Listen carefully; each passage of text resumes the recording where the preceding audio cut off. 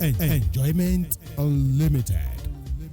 The number one hit music station. This is Carnival Radio. All the hits. Enjoyment Unlimited. The number one hit music station. This is Carnival Radio. Midday News.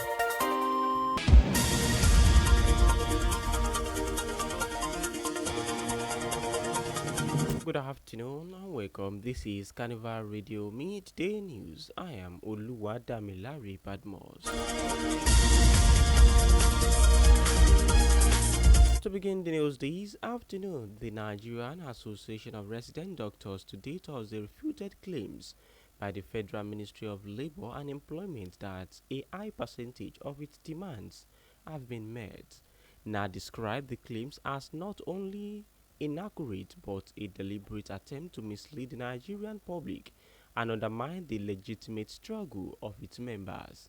Newsmen on Wednesday reported that the Ministry of Labour and Employment announced that the federal government had addressed 19 out of the 20 demands listed by NAD.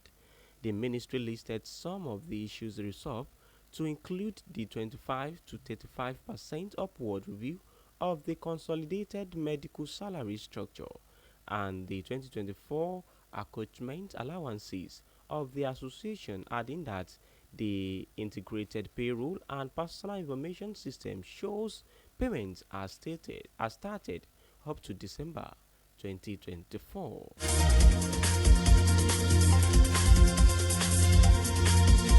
Meanwhile, the Central Bank of Nigeria has disowned Zoldal Microfinance Bank Limited, describing it as an unlicensed entity operating illegally in the country. In a statement shared on X today Thursday, the acting director of Operate Communications Akama Sidi Ali said the bank had no regulatory approval to carry out banking activities in violation of the Bank and Other Financial Institutions Act, Bovia 2020. The CBN said its attention was drawn to report the Zolda Microfinance Bank claiming to operate branches in Lagos, Abuja, Kaduna, and Kano, presented itself as a licensed microfinance institution.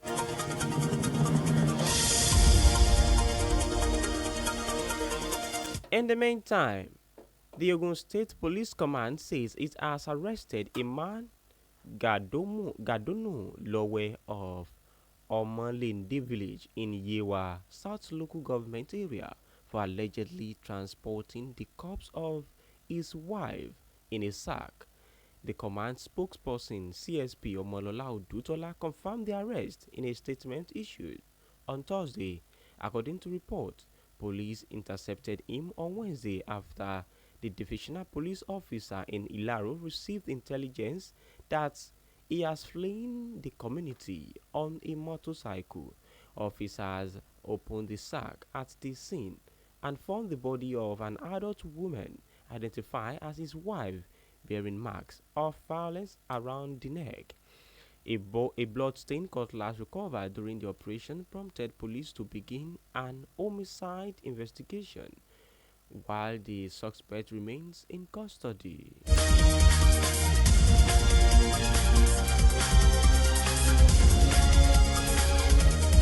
On the foreign scene, Poland has announced that it will close Russia's last operating consulate in Gdańsk after a railway explosion it blames on Moscow.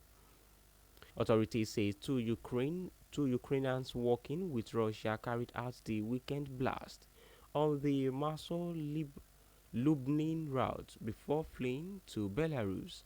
Foreign Minister Radoslaw Sikorski called the incident an act of sabotage and state terrorism while confirming the diplomatic action.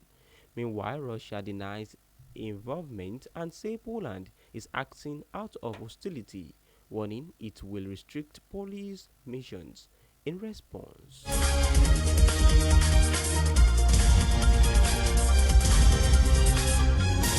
In the interesting world of sports, ahead of the December 2025 Africa Cup of Nations AFCON. Former Ghana international Asoma Gyan has named three favorite countries to win the trophy.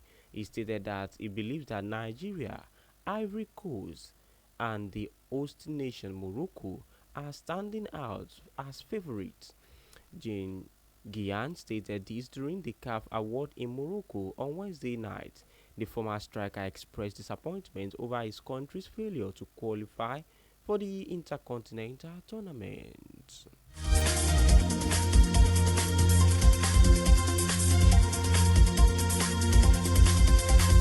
And with that, we've come to the end of Carnival Radio Midday News. You can check out our website at www.carnivalmedia.ng.